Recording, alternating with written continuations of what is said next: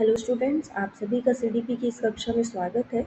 तो चलिए आज स्टार्ट करते हैं हम एनईपी 2020 से संबंधित इम्पोर्टेंट क्वेश्चन, क्योंकि ये टॉपिक एग्जाम के पॉइंट ऑफ व्यू से बहुत ज़्यादा इंपॉर्टेंट हो जाता है, चाहे सीटेट का एग्जाम हो या सीजीटेट का एग्जाम हो या केवीएस का हो, यहाँ तक कि शिक्षक भर्ती के लिए एक बहुत महत्वपूर्ण टॉपिक है।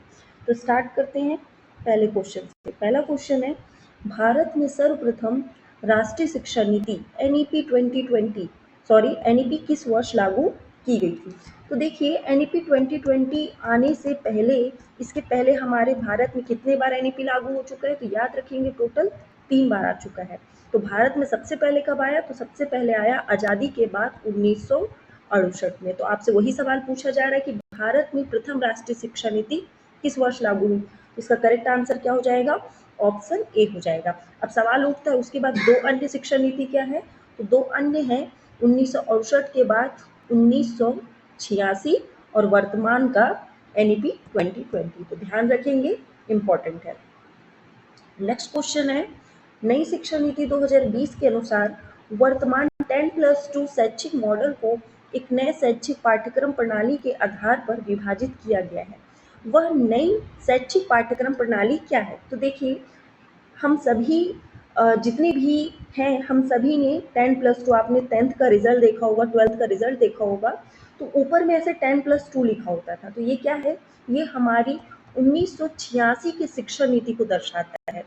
किंतु जब से एनईपी 2020 नई शिक्षा नीति लागू हुई है, तो ये 10+2 को चेंज कर दिया गया है, उसका नाम को परिवर्तित कर दिया गया है। तो क्या रखा गया उसका नाम, उसका नाम रखा गया है 5+3+3+4, और आपसे यही क्वेश्चन किया जा रहा है, ध्यान रखेंगे। चलिए इसको थोड़ा डिटेल में देख लेते हैं। यहाँ पर आप लोग देख सकते हैं कि सबसे पहले क्या है, 5 है। यहाँ पर मैं कलर चेंज कर लेती हूँ।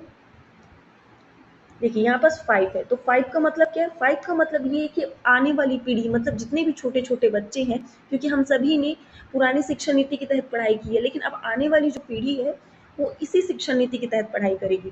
तो 5 का मतलब क्या हो जाएगा कि अब कोई भी बच्चा होगा 3 साल की उम्र से क्या करेगा, स्कूल जाना स्टार्ट करेगा, लेकिन उसे कोई भी बैग या किताब या कोई भी बर्डन नहीं दिया जाएगा। वो बस बालवाड़ी या आंगनवाड़ी में जाएगा, खेलेगा, जो मन करेगा वो 3 साल तक करेगा। उसके बाद जो 2 साल है उसमें वो पहली और दूसरी कक्षा में पढ़ाई करेगा, किंतु उसका कोई भी लिखित एग्जाम नहीं होगा, ध्यान रखेंगे। फिर अब आता है इस 3 का मतलब। इस 3 का मतलब क्या है, इस 3 का मतलब ये है तीसरी, चौथी और पांचवी। फिर अगला 3 का मतलब क्या है, अगले 3 का मतलब है छठवीं, सातवीं, आठवीं, और अगला जो 4 है उसका मतलब है 9वीं, 10वीं, 11वीं, 12वीं। देखिए डिटेल क्लास में मैंने बहुत ज़्यादा इसको एक एक बारीकी से बताया है, आप लोग डिटेल क्लास ज्वाइन कर सकते हैं, ये एक इन्फॉर्मेशन है। अब देखिए आपसे एग्जामिनर ये भी क्वेश्चन पूछ सकता है कि मदर टंग जो हमारा लैंग्वेज है वो कब से स्टार्ट होगा, तो वो 5th क्लास से हो जाएगा। मतलब पहले क्या होता था कि हमारे ऊपर दबाव होता था कि अगर कोई बच्चा इंग्लिश मीडियम में पढ़ रहा है तो केवल इंग्लिश मीडियम में ही बात करेगा, अब ऐसी बाध्यता नहीं होगी।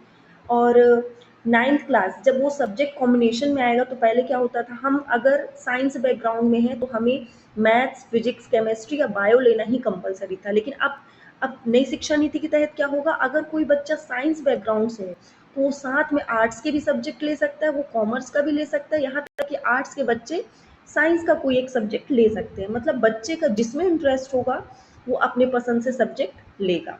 तो ये इस नीति की सबसे खास बात है। तो चलिए आगे बढ़ेंगे।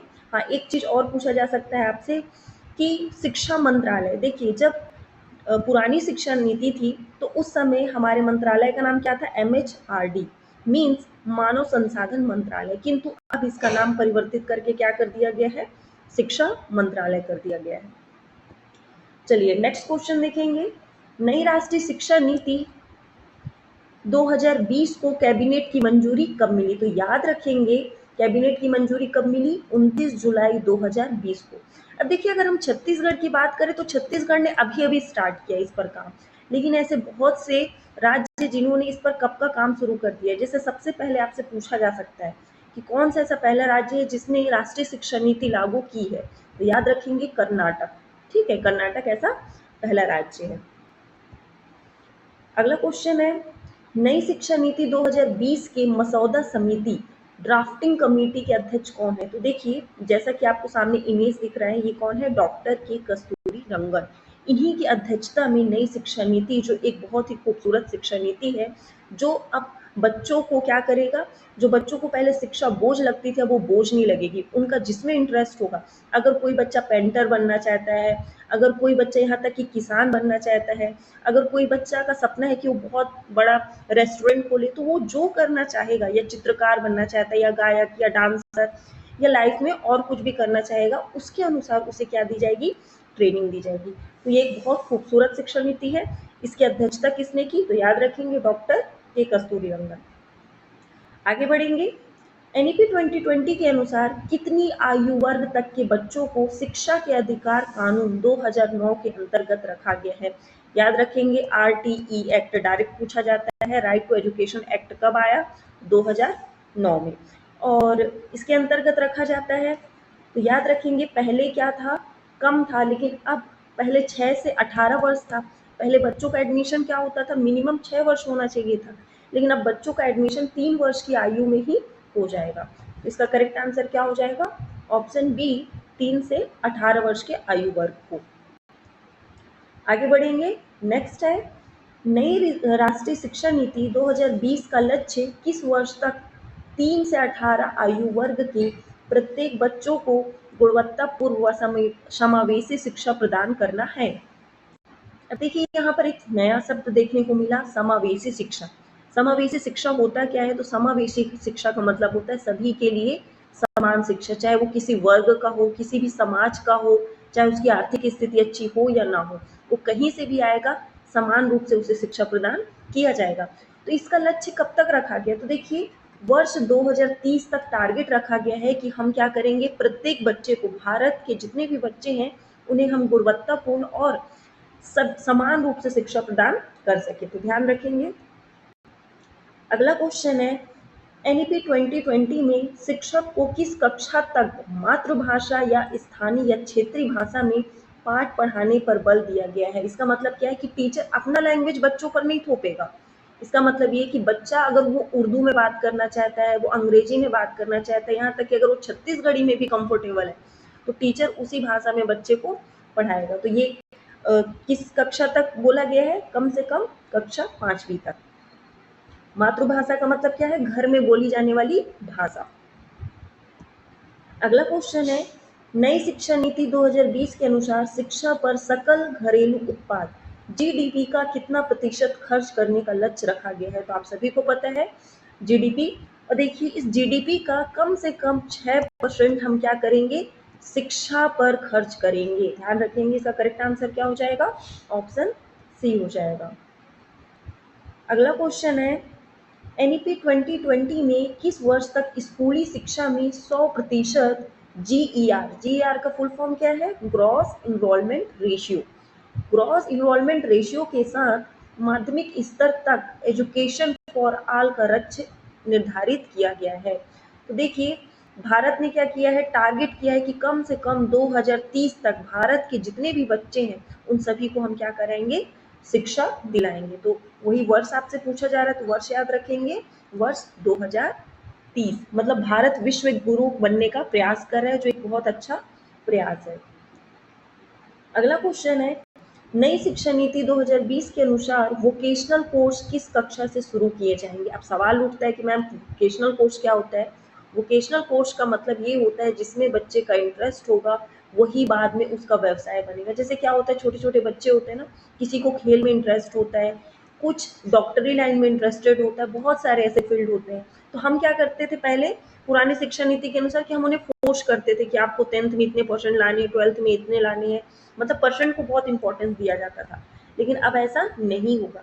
पहले हम बच्चे का 5 साल तक क्या करेंगे, कक्षा 5 तक उनका इंटरेस्ट जानेंगे, फिर ऑटोमेटिक हमें पता चल जाएगा कि बच्चा किस में ज़्यादा इंटरेस्टेड है, उसके हिसाब से हम उन्हें क्या करेंगे, वोकेशनल कोर्स की तैयारी कराएंगे। तो ये कब से स्टार्ट होगा, तो ये कक्षा 6 से स्टार्ट होगा। तो यही आपसे पूछा जा रहा है। तो करेक्ट आंसर क्या हो जाएगा, ऑप्शन बी। तो ये क्या है, वोकेशनल कोर्स। देखिए जैसा आप इमेज में देख रहे हैं, तो कोई बच्चा क्या बनना चाहता है, नर्स बनना चाहता है, कोई क्या करता है, आप देखेंगे छोटे छोटे बच्चे जो रहते हैं, कूलर बिगड़ा है या कोई सामान टूटा है या गाड़ी, जो भी उन्हें खिलौना तोड़ना फोड़ना, ये भी कंस्ट्रक्शन का कोई काम सीखना चाहता है तो उससे रिलेटेड ट्रेनिंग कराएंगे। कोई मैन्युफैक्चरिंग का काम करना चाहता है, कोई बच्चा गाड़ी चलाने में बड़ा इंटरेस्टेड होता है तो वो उस तरह का भी काम कर सकता है, ठीक है। कोई बुक कीपिंग का काम करना चाहता है, कोई फूड सर्विस का काम करना चाहता है, कोई कंप्यूटर में बहुत इंटरेस्ट दिखाता है, कोई बोलता है कि मैं डॉक्टर बनूंगा या डेंटल देखूंगा। तो ऐसे बहुत सारे, यहाँ तक कि अगर कोई हेयर स्टाइलिंग, जिसे हम अपने सामान्य भाषा में बोलते हैं ना, हम लोग जाते हैं वहाँ हेयर कटिंग वगैरह होता है, अगर इसमें इंटरेस्टेड है तो वो भी कर सकता है। यहाँ तक कि ऑटो सर्विसिंग का भी काम कर सकता है। तो वोकेशनल स्किल एक क्या है, हाई डिमांड है आज के पीढ़ी का।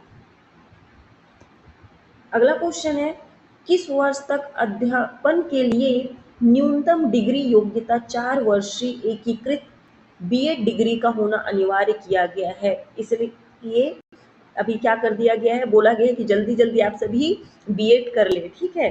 बीएड 2030 तक फिर क्या हो जाएगा, इसका अलग नियम हो जाएगा, तो 2030 के बाद ये समाप्त हो जाएगा, तो इसका वर्ष क्या हो जाएगा, 2030 तक। इसलिए अभी आप लोग देखते होंगे फटाफट लोग क्या कर रहे हैं, डीएड और बीएड कर रहे हैं, क्योंकि उन सभी को पता है 2030 के बाद क्या होगा। जो शुरू से ही, मतलब पहले क्या होता था, भूले भटके पहुंच जाते थे डीएड बीएड करने, लेकिन अब क्या होगा, जो शुरू से टीचर बनना चाहेगा, जैसे मेडिकल की पढ़ाई होती थी ना, अब वैसे ही टीचर की पढ़ाई होगी प्रॉपर स्टार्टिंग से। चलिए नेक्स्ट क्वेश्चन है, लॉ और मेडिकल एजुकेशन को छोड़कर समस्त उच्च शिक्षा के लिए एकल निकाय के रूप में किस आयोग का गठन किया गया? तो लॉ के लिए एक अलग विभाग होता है और मेडिकल के लिए अलग विभाग होता है। तो इसको छोड़कर क्या है, आपके जो अन्य जो क्षेत्र हैं उसमें भारतीय उच्च शिक्षा जो परिषद है वो इस पर क्या करेगी, काम करेगी। अगला क्वेश्चन है, एनईपी 2020 के अनुसार उच्च शिक्षण संस्थानों में सकल नामांकन अनुपात जीईआर को कितना प्रतिशत बढ़ाने का लक्ष्य रखा गया है? तो याद रखेंगे जीईआर को बढ़ाने के लिए 50% का लक्ष्य रखा गया है। तो करेक्ट आंसर क्या हो जाएगा, ऑप्शन डी हो जाएगा। चलिए नेक्स्ट क्वेश्चन देखेंगे, नई शिक्षा नीति 2020 के अनुसार स्नातक ग्रेजुएशन कितने वर्ष का कर दिया गया है? तो देखिए सबसे पहले आप सभी को पता है कि पहले हम सभी ने ग्रेजुएशन कितने साल का किया, 3 साल का किया है, लेकिन अब ग्रेजुएशन को क्या कर दिया गया है, 4 वर्ष का कर दिया गया है। इसका मतलब ये है कि पहले क्या होता था, अगर कोई बच्चा पढ़ाई कर रहा है कॉलेज का, लेकिन क्या हो गया, गेप हो गया 1 आध साल का, तो कभी कभी उसे शुरू से करना होता था, बहुत सारी प्रॉब्लम्स आती थी। लेकिन अब क्या होगा, अगर कोई बच्चा 1 साल का भी ग्रेजुएशन का पढ़ाई कर रहा है तो उसे क्या मिलेगा, सर्टिफिकेट मिलेगा। अगर उसने 2 साल पढ़ाई किया है तो उसे डिप्लोमा मिलेगा, अगर डिप्लोमा का सर्टिफिकेट मिलेगा। अगर वो 3 साल तक ग्रेजुएशन करता है तो उसे क्या मिल जाएगा, आपको डिग्री का सर्टिफिकेट मिल जाएगा और 4 साल में कंप्लीट उसको सर्टिफिकेट मिल जाएगा। तो अब ये इसका करेक्ट आंसर क्या हो जाएगा, ऑप्शन बी। डिटेल में चीज़ों को समझते चलेंगे। चलिए अगला क्वेश्चन है, एनईपी 2020 के अनुसार भारत में शोध व अनुसंधान को बढ़ावा देने के लिए किस संस्थान की स्थापना की गई है? तो याद रखेंगे नेशनल रिसर्च फाउंडेशन की स्थापना की गई है। पहले क्या होता था ना, बच्चा ग्रेजुएशन के बाद अलग से 2 साल पढ़ता था, फिर पीएचडी करता था, तो वो सब काम को आसान बनाने के लिए सारी चीजें की जा रही हैं। चलिए एनआरएफ है ना, नेशनल रिसर्च फाउंडेशन, अच्छा मैंने सी में टिक किया है, इसको मैं बी में लगा देती हूँ। चलिए आगे बढ़ेंगे, एनआरएफ का फुल फॉर्म क्या है, नेशनल रिसर्च फाउंडेशन। अगला क्वेश्चन है, एनईपी 2020 के अनुसार उच्च शिक्षा में से किस कोर्स को समाप्त कर दिया गया है? तो देखिए पहले क्या हुआ करता था, एमफिल हुआ करता था, ठीक है, अलग से लोगों को एमफिल करना पड़ता था, लेकिन अब ऐसा नहीं होगा। एमफिल को पूरी तरीके से समाप्त कर दिया गया है, इस बात का ध्यान रखेंगे। एमफिल का फुल फॉर्म क्या होता है, मास्टर ऑफ फिलॉसफी। अगला क्वेश्चन है, नई राष्ट्रीय शिक्षा नीति 2020 को लागू करने वाला भारत का प्रथम राज्य कौन बन गया है? तो देखिए एनईपी को लागू करने वाला प्रथम राज्य कौन सा है, कर्नाटक है, जैसा कि हमने देखा था। आप इमेज में भी देख सकते हैं कर्नाटका क्या है, ऐसा पहला राज्य है। आपसे एक और क्वेश्चन पूछ सकता है कि बताइए कि प्रक्रिया शुरू करने वाला पहला राज्य कौन सा है? तो उत्तराखंड पहला है, लेकिन क्या हुआ, बाद में कर्नाटक आया, वो प्रक्रिया शुरू करके समाप्त भी कर दिया, इसीलिए वो पहला राज्य बन गया। और छत्तीसगढ़ तो अभी अभी स्टार्ट कर रहा है। नेक्स्ट है, किस वर्ष विश्वविद्यालय अनुदान यूजीसी की स्थापना की गई है? तो देखिए बहुत सारे ऐसे एग्जाम होते हैं, वहाँ पूछा जाता है, तो इसका करेक्ट आंसर क्या हो जाएगा? 1956। 1956 में यूजीसी की स्थापना की गई है। इसे हम क्या कहते हैं? यूनिवर्सिटी ग्रांट्स कमीशन, विश्वविद्यालय अनुदान आयोग। अगला क्वेश्चन है, राष्ट्रीय शिक्षा नीति 2020 पूरे देश के लिए प्राथमिक स्तर पर किस भाषा को निर्देश के माध्यम से प्रस्तावित करता है? तो उसे हम क्या कहेंगे? मातृभाषा या घर की भाषा। प्राथमिक स्तर पर बोल रहा है, तो हमने स्टार्टिंग में ही देखा था कि कक्षा 5 तक हम क्या करेंगे? मदर टंग, जो स्थानीय भाषा है, मातृभाषा, उसका हम प्रयोग करेंगे। जैसे चाहे कोई बच्चा क्या करे, चाहे कोई बच्चा, एक सेकेंड ना पेन चेंज कर लेती हूँ, चाहे कोई बच्चा भोजपुरी हो उसकी मातृभाषा, या क्या हो, कोई इंग्लिश हो, या कोई सी भी भाषा हो, चाहे चाइना ही क्यों ना हो, खैर वो हमारे भारत में नहीं आता, फिर भी से एग्जाम्पल के लिए, ठीक है, सभी को क्या मिलेगी? समान महत्व मिलेगी। अगला क्वेश्चन है, राष्ट्रीय शिक्षा नीति 2020 क्या सिफारिश करती है? पहला, पाठ्यक्रम का मान्यीकरण, एक भाषावाद, मूल्यांकन का मान्यीकरण। मान्यीकरण तो देखिए निगेटिव वर्ड आ जाता है, और एक भाषा का तो ये सपोर्ट नहीं करता है, ये बहुत सारे भाषाओं का सपोर्ट करता है, इसलिए इसका करेक्ट आंसर क्या हो जाएगा? ऑप्शन डी हो जाएगा। जैसे कि आप लोग देख सकते हैं, कोई सल्यूट बोलता है, कोई हाय बोलता है, कोई हेलो बोल रहा है, कोई नमस्ते बोल रहा है, बहुत सारे तरीके, हर बच्चे को क्या मिलेगी? एक इम्पोर्टेंस मिलेगी उसकी भाषा के आधार पर। तो चलिए आज के लिए हम इतना ही करते हैं, कल हम मिलेंगे NEP 2020 के सेकेंड पार्ट में। Thank you.